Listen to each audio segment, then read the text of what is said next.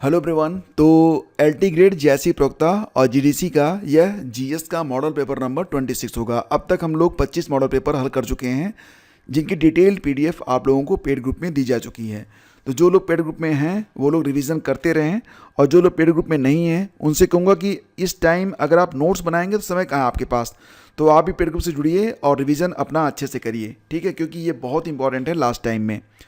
तो चलिए शुरू करते हैं आज का यह मॉक टेस्ट। पहला क्वेश्चन है कि पुडुचेरी की संधि किस कर्नाटक युद्ध के बाद हुई थी। दोस्तों ये इसमें जितने भी प्रश्न हैं ना आज बहुत ही इंपॉर्टेंट हैं, और यकीन मानिए कि यहाँ से प्रश्न एग्जाम में आपको देखने को जरूर मिलेंगे। तो ये जो पीडीएफ है इसका रिवीजन कई बार होना चाहिए, ठीक है ना।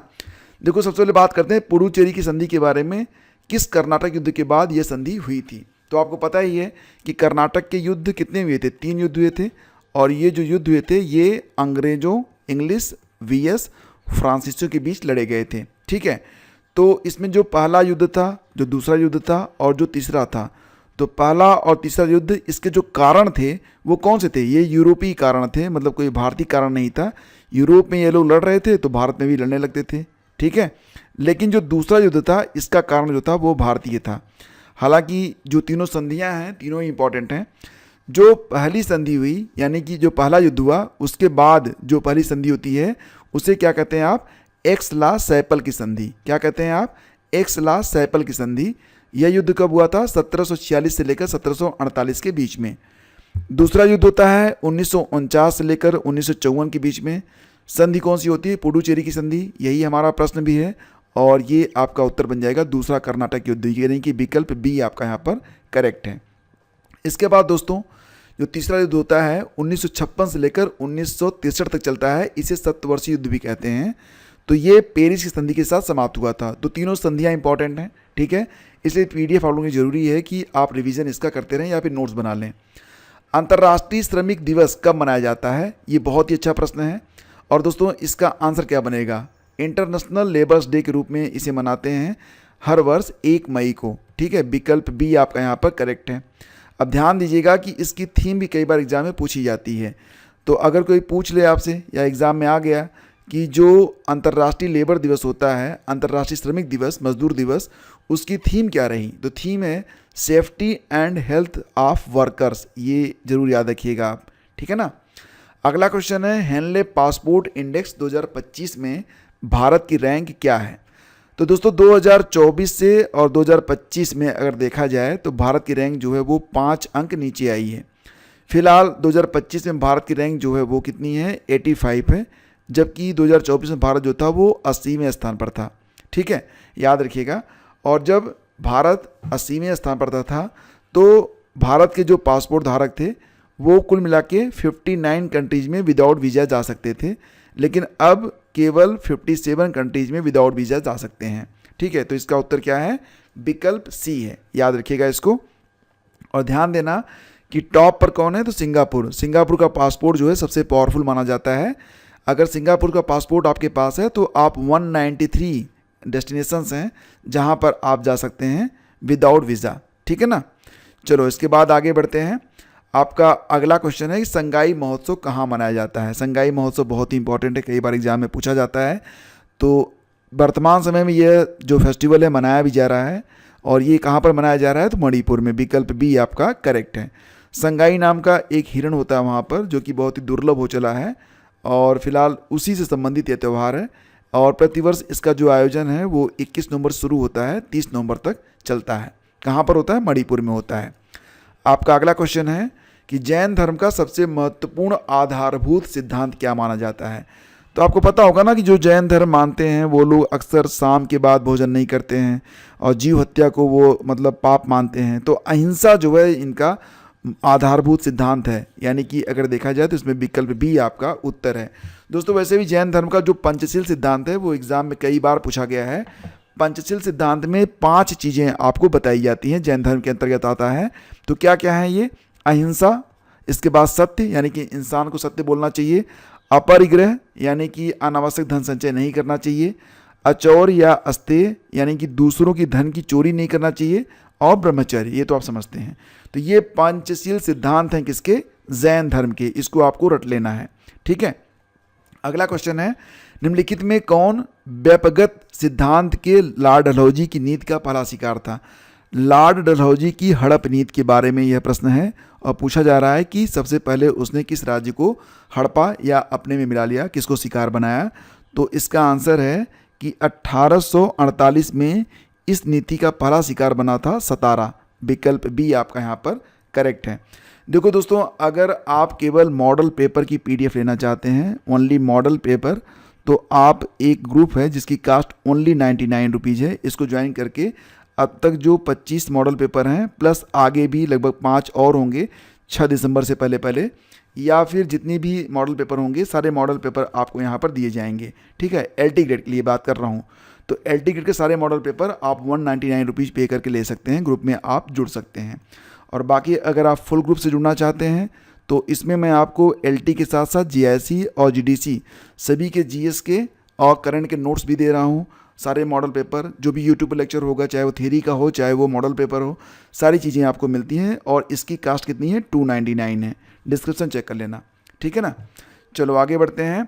और देखो, ये जो डलहौजी की हड़प नीति थी, तो सबसे पहले उसने किसको हड़पा था? सतारा को हड़पा था, ठीक है ना।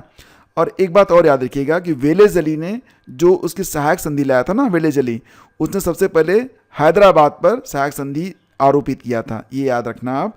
और हड़प नीति में सबसे पहले सतारा 1848 में, फिर जैतपुर और संबल को उसने 1849 में अगले साल अपने में मिला लिया, फिर बाघाट को हड़प लिया 1850 में, अब इसकी आदत हो गई है। फिर उसने मध्य प्रदेश का जो उदयपुर है उसको 1852 में हड़प लिया। फिर इसकी नज़र गई 1853 में झांसी पर, झांसी को हड़पा। फिर 1854 में इसने नागपुर को हड़प लिया, ठीक है। इसके बाद देखिए तो करौली को इसने 1855 में हड़प लिया। और अवध में तो सब कुछ ठीक ठाक चल रहा था, लेकिन अवध को भी इसे हड़पना था, तो इसने ये आरोप लगा दिया, इसने जेम्स आउटरम को वहाँ पर भेजा। और जेम्स आउटरम जो था वो एक नंबर का झूठा था, उसने कहा कि यहाँ पर कुशासन है, शासन व्यवस्था ठीक नहीं है। तो भाई साहब पहुँच गए वहाँ पर शासन व्यवस्था सुधारने के लिए और राजा को हटा के अवध को अपने में मिला लिया 1856 में, ठीक है ना। तो वही कहते हैं ना कि जो शक्तिशाली है उसका कोई भी दोष नहीं होता, समर्थ को नहीं दोष गुसाई, ठीक है, तुलसीदास ने लिखा है। नेक्स्ट आपका है कि बंगाल में ये जो झंडा था ये कब अस्तित्व में आया था? आपसे पूछा जा रहा है कि जो झंडा है बंगाल में कब अस्तित्व में आया था?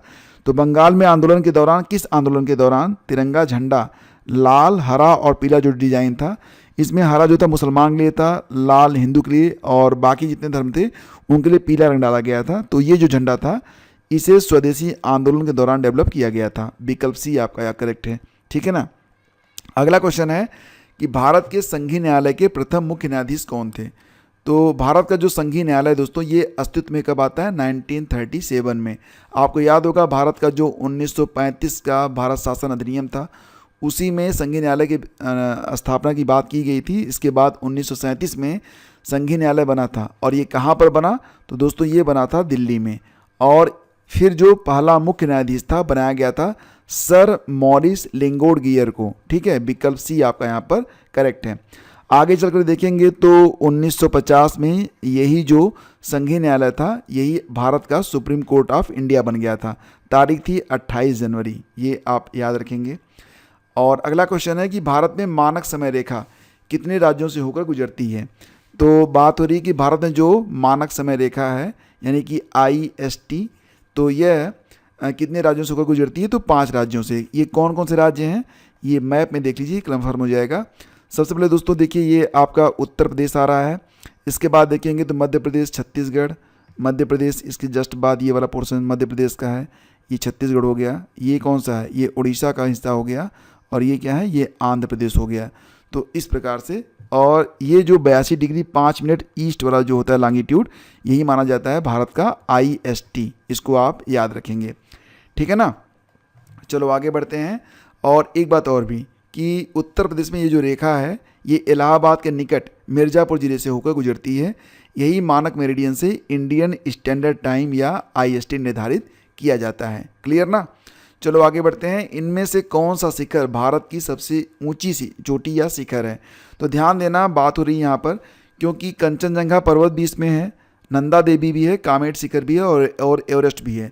तो एवरेस्ट तो भारत में है नहीं, ये तुम छोड़ देंगे। इसके बाद देखें तो क्योंकि कंचनजंगा इसमें ऑप्शन में है, और आपको ये भी पता है कि कंचनजंगा की लोकेशन क्या है, ये जो ऊपर मैप देखेंगे आप, ये यहाँ पर ये आपका सिक्किम राज्य हो गया, और ये इधर कहाँ है, नेपाल है। तो यही कोने पर आपको मिलेगा कंचनजंगा पर्वत, ठीक है। तो इसका कुछ हिस्सा, थोड़ा सा हिस्सा जो है वो कहाँ पर पड़ता है, वो जाके नेपाल में पड़ता है, बाकी हिस्सा जो है ज़्यादातर ये भारत में ही है। तो कंचनजंगा ये भारत की सबसे ऊंची चोटी मानी जाती है। लेकिन अगर प्रश्न इस प्रकार से बने कि पूर्णतया भारत में स्थित, तो फिर नंदा देवी उत्तर हो जाएगा, क्योंकि नंदा देवी कहाँ पर स्थित है, ये उत्तराखंड में स्थित है। तो प्रश्न अगर ये आ गया कि इनमें से कौन सा शिखर भारत की सबसे ऊंची चोटी है और उसमें कंचनजंगा है, तो फिर आप उत्तर ए लगा देंगे। लेकिन अगर प्रश्न इस प्रकार से आया कि भारत का दूसरा सबसे ऊंचा पर्वत कौन सा है जो उत्तराखंड में है, तो उत्तर बनेगा नंदा देवी। ये आप याद रखेंगे, ठीक है ना। कंचनजंगा की ऊंचाई कितनी है दोस्तों, तो ये 8,586 मीटर, दैट इज 28,169 फीट है। और अगर बात करें हम नंदा देवी के बारे में, तो दोस्तों ये दुनिया की 23वीं सबसे ऊंची चोटी मानी जाती है। और यह जो चोटी है ये कंचनजंगा के बाद भारत का दूसरा सबसे ऊंचा पर्वत है। हालांकि पूर्णतया भारत में स्थित हो तो ये भारत का पहला सबसे ऊंचा पर्वत है, इसको आप याद रखेंगे, ठीक है। अगला क्वेश्चन है कि ऐतरेय और कौशितकी किस वेद के ब्राह्मण ग्रंथ हैं। दोस्तों जो हमारे वेद हैं तो उनको समझने के लिए ब्राह्मण ग्रंथों की रचना की गई थी, उसमें एक तरीके से उसकी व्याख्या दी गई है। तो जो ऐतरेय और कौशितकी हैं ये ऋग्वेद के ब्राह्मण ग्रंथ हैं। इसके अलावा जो आपके बाकी वेद हैं, साम वेद हो गया, यजुर्वेद हो गया, अथर्ववेद हो गया, तो इनके भी ब्राह्मण ग्रंथ हैं। और इनके जो ब्राह्मण ग्रंथ हैं, जैसे कि साम वेद का जो ब्राह्मण ग्रंथ है तो ये छांदोग्य है, जैमिनी है, खडविस और पंचविस है। कृष्ण यजुर्वेद आपको पता ही है ना कि जो यजुर्वेद है इसमें भी 2 खंड हो जाते हैं, कृष्ण यजुर्वेद और शुक्ल यजुर्वेद, ठीक है। तो कृष्ण यजुर्वेद जो है इसका ब्राह्मण ग्रंथ तैत्तिरीय ब्राह्मण है, और शुक्ल यजुर्वेद का ब्राह्मण ग्रंथ शतपथ ब्राह्मण है, याद रखिएगा। और अथर्ववेद का जो ब्राह्मण ग्रंथ है इसका नाम है गोपथ, ठीक है ना, क्लियर। चलो आगे बढ़ते हैं। अगला क्वेश्चन है तीसरा एसडीजी गोल कौन सा है। तीसरा एसडीजी गोल, एसडीजी गोल पर मैं आप लोगों को एक कंप्लीट लेक्चर दे चुका हूँ, तो मुझे नहीं लगता कि मतलब आप लोगों ने नहीं देखा होगा, क्योंकि एग्ज़ाम बहुत निकट है। अगर नहीं देखा है तो एक बार देख लेना, आपका एक प्रश्न पक्का यहीं से आता है, ठीक है। और डिस्क्रिप्शन में मैं आपको 2 प्लेलिस्ट दे रहा हूँ, उनमें जितने भी वीडियोस हैं ना उनको ज़रूर देख लीजिएगा। पहला जो प्लेलिस्ट है उसमें सारी थियरी की क्लास है जो कि आपके बिल्कुल सिलेबस के मुताबिक है, और जो दूसरा प्लेलिस्ट है उसमें सारे मॉडल पेपर दिए गए हैं, ठीक है। दोनों प्लेलिस्ट आपको डिस्क्रिप्शन में मिल जाएंगे, तो जाकर देख लीजिएगा, और उसी में आपको ये सारे वीडियोस भी मिल जाएंगे। तो तीसरा जो एसडीजी गोल है कौन सा है दोस्तों, आपको पता ही है कि एसडीजी गोल इन्हें हमें कब तक प्राप्त करना है, 2030 तक हमें प्राप्त करना है। और जो पहला है ये क्या है, गरीबी उन्मूलन है। दूसरा कौन सा है, शून्य भूख है। तीसरा कौन सा है, अच्छा स्वास्थ्य और खुशहाली है। चौथा है क्वालिटी एजुकेशन। इसी प्रकार से कुल मिला के कितने हैं, 17 हैं, ठीक है। और 17 आपके लिए इंपॉर्टेंट हैं। तो इसके बाद अगला क्वेश्चन है कि उत्तर प्रदेश की सबसे बड़ी जनजाति कौन सी है। बहुत ही कंट्रोवर्शियल टाइप का क्वेश्चन होता है, कई बार लोग इसका जो उत्तर है देने के बाद इस पर जो है, तो देखो 2 बातें आपको ध्यान रखना पड़ेगा अगर इस प्रकार का प्रश्न बना, ठीक है। तो 2 बातें आपको ध्यान रखना पड़ेगा।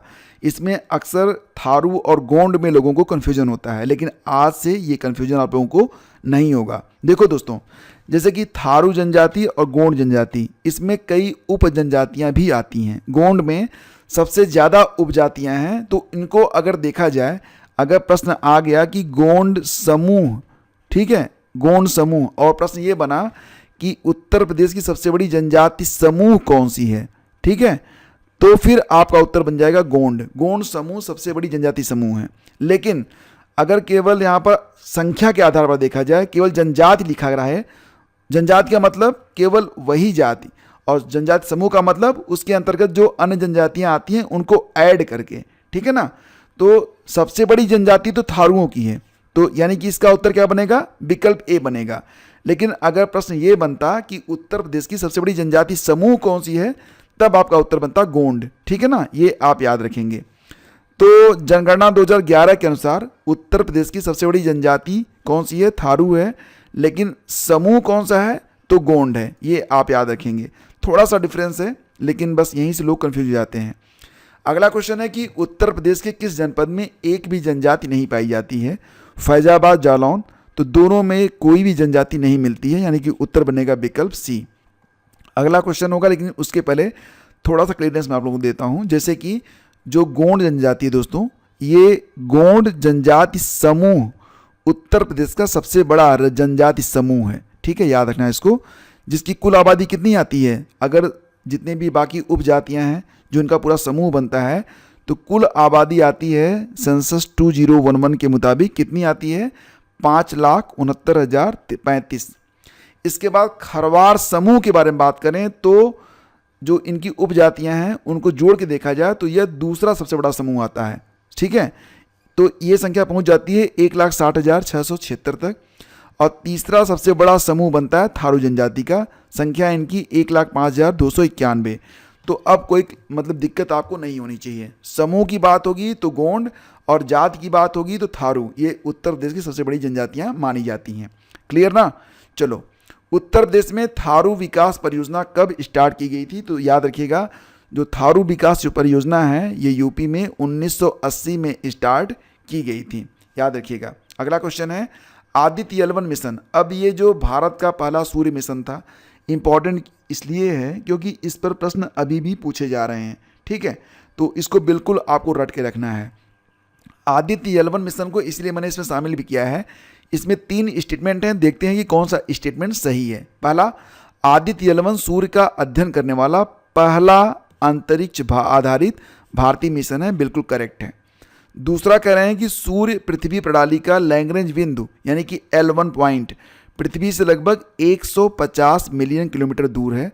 तो आपको पता ही होगा कि ये जो दूरी है वो 150 मिलियन किलोमीटर की नहीं होकर कितनी है, 1.5 मिलियन किलोमीटर ओनली। तो ये जो दूसरा कथन है ये आपका गलत हो गया।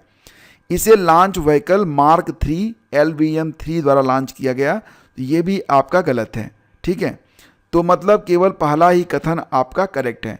देखो दोस्तों, अगर हम बात करें लॉन्च व्हीकल के बारे में तो जो आदित्य L1 है इसको लॉन्च किया गया था किससे, इसे PSLV से लॉन्च किया गया था, न कि LVM-3 से। LVM-3 का प्रयोग किया गया था चंद्रयान 3 को लॉन्च करने में, ये आप याद रखेंगे। तो आदित्य L1 के लिए जो आपके रिमेंबरिंग पॉइंट हैं क्या रहेंगे, लॉन्च कब हुआ, 2 सितंबर 2023 को, पहुंचा कब L1 पॉइंट पर 6 जनवरी 2024 को। सतीश धवन अंतरिक्ष केंद्र से इसको लॉन्च किया गया था, जबकि चंद्रयान श्रीहरिकोटा से लॉन्च किया गया था, ठीक है ना। तो अगला क्वेश्चन है कि राष्ट्रीय अंतरिक्ष दिवस नेशनल स्पेस डे कब मनाया जाता है। दोस्तों, जो चंद्रयान 3 है ये चांद के दक्षिण ध्रुव पर कब पहुंचा था, 23 अगस्त को पहुंचा था, ठीक है। और ये जो 23 अगस्त है इसे अब हम नेशनल स्पेस डे के रूप में मनाते हैं, तो इसका उत्तर 23 अगस्त हो गया। चंद्रयान 3 इसको लॉन्च किया गया था, अभी मैंने आपको बताया कि LVM-3 M4 से इसे लॉन्च किया गया था। 14 जुलाई 2023 को इसे लॉन्च किया गया था। 40 दिन बाद यह पहुंचा था चंद्रमा के साउथ पोल पर 23 अगस्त 2023 को। और इसे लॉन्च कहाँ से किया गया था, मैंने बताया था श्रीहरिकोटा से। चंद्रयान 1 इसके पहले लॉन्च हुआ था 2008 में, चंद्रयान 2 लॉन्च हुआ था 2019 में, और अभी चंद्रयान 4 भी लॉन्च होगा। अभी डेट तय नहीं है, 27-28 कभी भी लॉन्च होगा, जब डेट आएगी तो मैं बताऊंगा आपको, ठीक है ना। बात करते हैं दोस्तों 38वें राष्ट्रीय खेलों का आयोजन कहाँ पर किया गया। आपको पता ही है कि जो 37वें राष्ट्रीय खेल थे इनका आयोजन कहाँ पर हुआ था, गोवा में हुआ था। 38वें राष्ट्रीय खेल कहाँ पर हुए थे, तो उत्तराखंड में हुए थे। और अब जो 39वें होंगे कब होंगे, ये 2026 में, तो ये होंगे कहाँ पर, मेघालय में होंगे। तो ये आप याद रखिए, ठीक है ना। और बात करें तो हल्द्वानी उत्तराखंड में 38वें राष्ट्रीय खेल जो थे वो आयोजित किए गए थे 28 जनवरी से लेकर 14 फरवरी के बीच में। शुभंकर का नाम था मौली, जो कि उत्तराखंड के राज्य पक्षी मोनाल से प्रेरित था। और अगर बात करें मेडल टैली के बारे में तो टॉप पर रहा था सर्विसेज यानी कि सेवा खेल नियंत्रण बोर्ड, ये टॉप पर था। महाराष्ट्र दूसरे स्थान पर और हरियाणा जो था यह तीसरे स्थान पर था। कोई दिक्कत नहीं ना। चलो, 2026 के एशियन गेम्स का आयोजन कहाँ किया जाएगा, तो 2026 का जो एशियन गेम है, इसके पहले दोस्तों जो एशियन गेम होने थे 2022 में होने थे, ठीक है, 4 साल पे होते हैं ये। तो अब 2023 वाला जो आयोजन हुआ था वो चीन में हुआ था, ठीक है। क्यों हुआ था, क्योंकि 22 में नहीं हो पाया था ड्यू टू दिस कोरोना, ठीक है। तो अब 2023 में हुआ, तो अब 22/4/2026 का जो आयोजन होगा कहाँ पर होगा, चीन में तो होगा नहीं, चीन में तो हो चुका है 2023 वाला। इसके बाद जापान वाला होगा, ठीक है, 2026 इसका सही आंसर है। तो option B is correct answer, ठीक है। आगे बढ़ते हैं, उत्तर प्रदेश में कितने आर्थिक क्षेत्र हैं? बहुत बार लोग कंफ्यूज होते हैं यहाँ पर, आप बता दो कितने सही होते हैं। आर्थिक क्षेत्र कितने हैं उत्तर प्रदेश में? 4, 5, 6, 7। तो दोस्तों याद रखना कि कुल मिला के 4 आर्थिक क्षेत्र हैं, इकोनॉमिक जोन कितने हैं? 4 हैं। तो पूर्वी आर्थिक क्षेत्र में आते हैं 27 जिले, पश्चिमी आर्थिक क्षेत्र में आते हैं 27 जिले, मध्य में आते हैं 10 जिले, और बुंदेलखंड वाला जो एरिया है उसमें आते हैं 7 जिले। तो ये 4 आर्थिक क्षेत्र हैं उत्तर प्रदेश में। और बात करें तो उत्तर प्रदेश में कितने कृषि जलवायु क्षेत्र हैं? ये 9 हो जाते हैं। ऑप्शन सी आपका यहाँ पर करेक्ट है। कौन कौन से? तो भाबर और तराई क्षेत्र, पश्चिमी मैदान क्षेत्र, मध्य पश्चिमी मैदानी क्षेत्र, दक्षिणी पश्चिमी मैदानी क्षेत्र, मध्य मैदानी क्षेत्र और बुंदेलखंड क्षेत्र, उत्तर पूर्वी मैदान क्षेत्र और पूर्वी मैदान क्षेत्र। इसके अलावा एक और है विंध्याचल क्षेत्र। तो ये 9 यूपी में स्थित 9 कृषि जलवायु क्षेत्र हैं जहाँ से प्रश्न एग्जाम में बनते हैं, ठीक है ना। अगला क्वेश्चन है कि 18वें प्रवासी भारतीय दिवस सम्मेलन का आयोजन कहाँ पर किया गया था? 2025 की बात हो रही है। तो आपको पता ही होगा कि 8, 9 और 10 जनवरी को प्रवासी भारतीय दिवस का सम्मेलन जो था यह भुवनेश्वर में किया गया था। विकल्प 2 आपका बिल्कुल करेक्ट है, भुवनेश्वर उड़ीसा में इसका आयोजन किया गया था। इसकी एक थीम भी लगाई गई थी, विकसित भारत में प्रवासी भारतीयों का योगदान। चीफ गेस्ट कौन थे? तो त्रिनिदाद और टोबैगो के जो राष्ट्रपति हैं, क्या नाम था इनका? क्रिस्टीन कंगालू, ये चीफ गेस्ट बनाए गए थे, ठीक है ना। अगला क्वेश्चन है कि उत्तर प्रदेश में डॉल्फिन रिसर्च सेंटर कहाँ पर स्थापित किया गया है? डॉल्फिन रिसर्च सेंटर यूपी में बना है, लखनऊ में बना है क्या, दिल्ली में, मेरठ में, वाराणसी में, कहाँ पर बना है ये? तो दोस्तों ये बना है आपका मेरठ में, ठीक है। डॉल्फिन रिसर्च सेंटर कहाँ पर बना है? मेरठ में। जबकि डॉल्फिन सफारी बनाई गई है कहाँ पर? तो वाराणसी में बनाई गई है। क्लियर। नेक्स्ट है आपका पेरू स्थित अंतर्राष्ट्रीय आलू केंद्र। आपको पता है ना कि जो आलू अनुसंधान केंद्र है तो उसका मुख्यालय पेरू में है, जिसकी राजधानी लीमा है। भारत में क्या है कि जो दक्षिण एशिया का इसी प्रकार से एक अनुसंधान केंद्र स्थापित किया गया है, तो उसे कहाँ पर स्थापित किया गया है, ये प्रश्न है। तो बात यहाँ पर हो रही है कि जो अंतर्राष्ट्रीय आलू केंद्र है कहाँ पर है? पेरू में है। तो उसका जो दक्षिण एशिया क्षेत्रीय केंद्र है, तो इसकी स्थापना कहाँ पर की गई है? आगरा में की गई है, यूपी के आगरा में। आगरा में कहाँ पर? तो सिंगना नामक कोई गांव है, वहाँ पर यह स्थापित किया गया है। इंपॉर्टेंट है। अगला क्वेश्चन है निम्नलिखित में असुमेलित की पहचान करो। ये बिल्कुल आपको पता होना चाहिए था, ठीक है, इसीलिए मैंने इसे आज के पेपर में रखवाया है। तो 8 डिग्री चैनल दोस्तों ये मिनिकॉय और मालदीव को अलग करती है, ये बिल्कुल रट लेना इंपॉर्टेंट है। 9 डिग्री चैनल मिनिकॉय और लक्षद्वीप को अलग करती है। 10 डिग्री चैनल छोटे अंडमान द्वीप को कार निकोबार से, ये भी करेक्ट है। डंकन पास लघु अंडमान को उत्तरी अंडमान से अलग करती है, ये आपका गलत है। एग्जैक्टली जो डंकन पास है दोस्तों ये लघु अंडमान को उत्तरी नहीं वरन जो है दक्षिणी अंडमान से अलग करता है, तब ये सही होता, ठीक है ना। अब इसी के साथ याद रखना कि पाक जल संधि तमिलनाडु और श्रीलंका को अलग करती है। सारी बातें क्लियर ना। अगला क्वेश्चन है संयुक्त राष्ट्र जलवायु परिवर्तन सम्मेलन COP 30 का आयोजन कहाँ किया गया? COP 30, तो इसका जो आयोजन था दोस्तों कहाँ पर किया गया था? जापान, ब्रुसेल्स, चीन, ब्राज़ील। सही जवाब है ब्राज़ील, ऑप्शन 4 इसका बिल्कुल करेक्ट है, ठीक है ना। और आयोजन कब से कब तक हुआ? तो अभी नवंबर में ही तो हुआ था, 10 से लेकर 21 नवंबर के बीच में। COP 30 में भारत के जो प्रतिनिधि थे, रिप्रेजेंटेटिव थे, कौन थे? ये थे भूपेंद्र यादव, जो कि भारत के केंद्रीय पर्यावरण, वन और जलवायु परिवर्तन मंत्री हैं। याद रखिएगा, इंपॉर्टेंट क्वेश्चन है। अगला क्वेश्चन है कि विटामिन की खोज किस वैज्ञानिक ने की थी? तो हॉपकिंस ने की थी, सी फंक ने की थी, वाटसन या न्यूटन। सही जवाब है सी फंक ने खोज की थी विटामिन की, ठीक है। इसके अलावा दोस्तों देखा जाए तो विटामिन ए और बी की खोज मैकुलन ने की थी, विटामिन सी की खोज होकल्ट ने की थी, विटामिन डी की खोज की थी हॉपकिंस ने। तो यहाँ से भी प्रश्न एग्जाम में बनते हैं, ठीक है ना। अगला क्वेश्चन है कि विटामिन के अध्ययन को कहते क्या हैं? तो विटामिन का अध्ययन दोस्तों क्या कहलाता है? ओडोंटोलॉजी या फिर एस्ट्रोनॉमी। सही जवाब है इसका विटामिनोलॉजी, विकल्प ए आपका करेक्ट है। विटामिन का अध्ययन दैट इज विटामिनोलॉजी, ठीक है ना। और विटामिन को किन 2 प्रकार से वर्गीकृत किया गया है? तो पानी में घुलनशील जो है और वसा में जो घुलनशील है, यानी कि उपरोक्त दोनों प्रकार से। विकल्प 3 आपका यहाँ पर बिल्कुल करेक्ट है। तो दोस्तों जल में कौन कौन से विटामिन हैं जो कि घुलते हैं? अभी आरोग्य परीक्षा में पूछा गया था प्रश्न। तो विटामिन बी और सी ये दोनों जो हैं जल में घुलनशील हैं। इसके अलावा जो कीड़ा है यानी के, vitamin E, vitamin D, vitamin A, कीड़ा, ये जो विटामिन हैं ये वसा में घुलनशील हैं।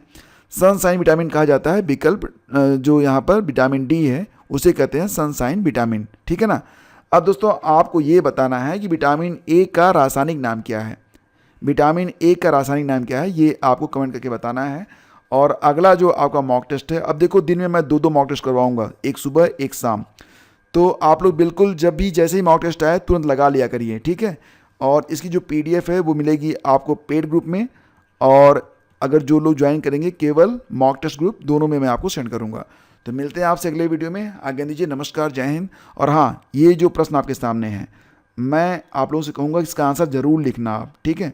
देखते हैं कितने लोग सीरियसली जो तैयारी कर रहे हैं। Thank you.